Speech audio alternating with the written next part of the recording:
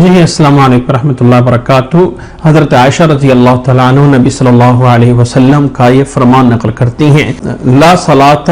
وهو يدافع الاخبثان او کما قال علیہ الصلوۃ والسلام، انسان کی نماز ایسی حالت میں نہیں ہوتی ہے جس وقت انسان قضاء حاجت کو دفاع کر رہا ہو،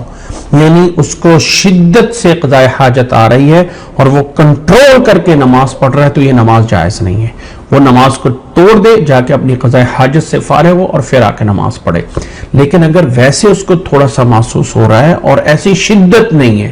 یعنی انسان کو اتنا نہیں کنٹرول کرنا پا رہا کہ پوری توجہ ادھر جا رہی ہے، تھوڑا سا اس کو محسوس ہو رہا ہے، تو اس سے کوئی فرق نہیں پڑتا، نماز پڑھ لیں۔ لیکن اگر بہت زیادہ شدت میں آ رہی ہے کہ انسان کو پوری نماز میں اس کو کنٹرول، مدافعت، یدافع کے الفاظ ہیں، یعنی انسان مدافعت کر رہا ہے، تو ایسی صورت میں اس کو چاہیے کہ پہلے اپنی قضاء حاجت پوری کر لے اور پھر آ کے نماز پڑھے۔ جی